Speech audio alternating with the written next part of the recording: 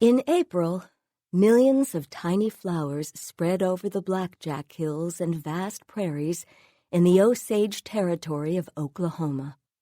There are Johnny Jump-Ups and spring beauties and little bluets.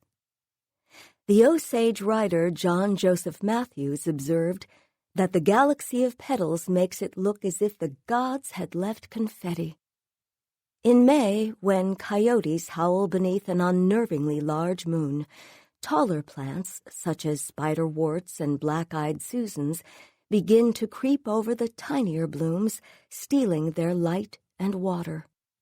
The necks of the smaller flowers break, and their petals flutter away, and before long they are buried underground.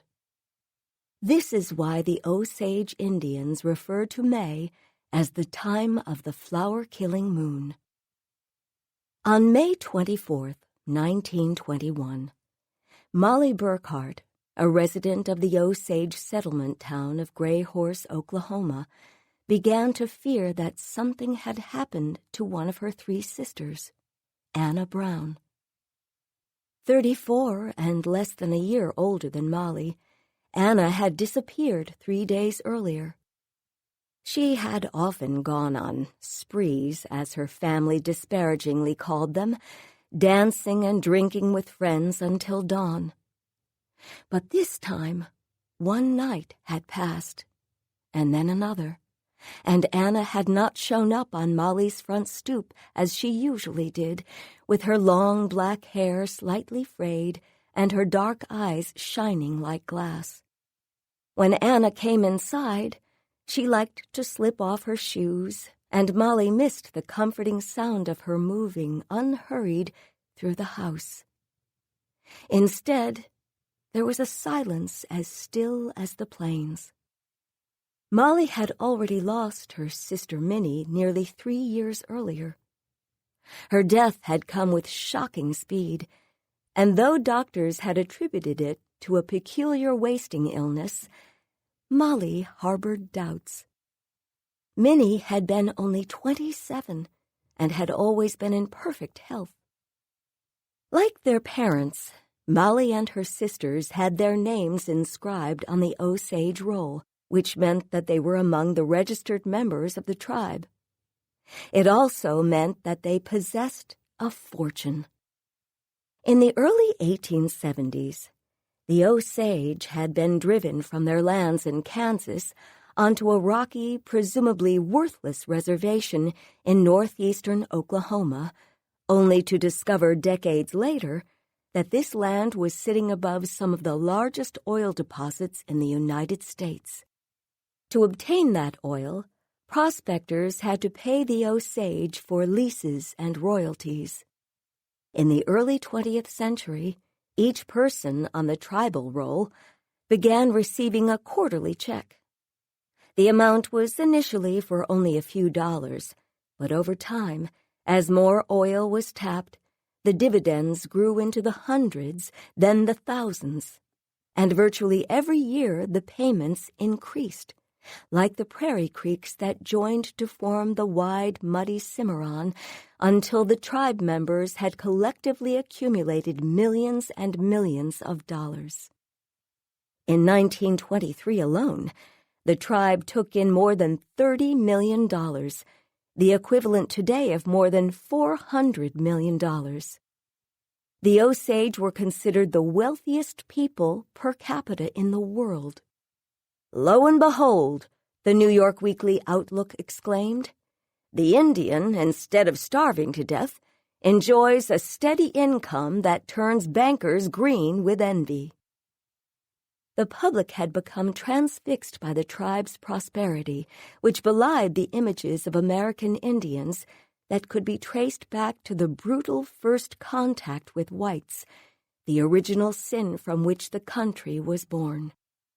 Reporters tantalized their readers with stories about the plutocratic Osage and the red millionaires with their brick and terracotta mansions and chandeliers, with their diamond rings and fur coats and chauffeured cars.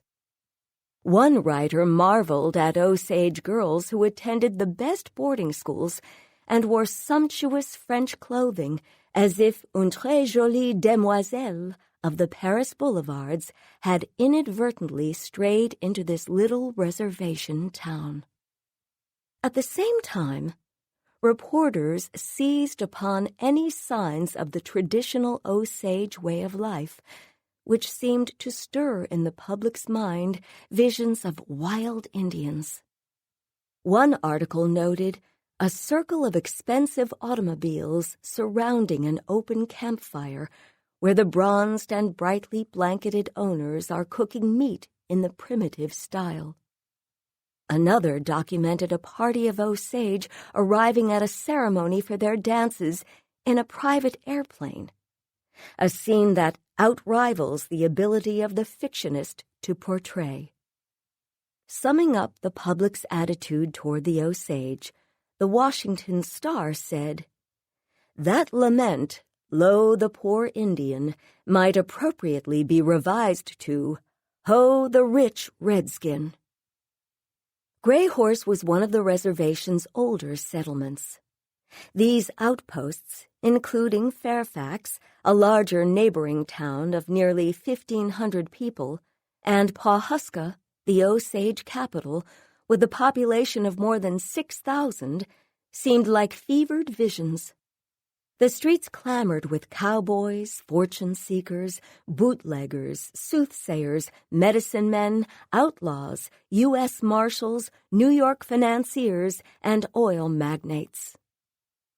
Automobiles sped along paved horse trails, the smell of fuel overwhelming the scent of the prairies. Juries of crows peered down from telephone wires. There were restaurants advertised as cafes, and opera houses and polo grounds.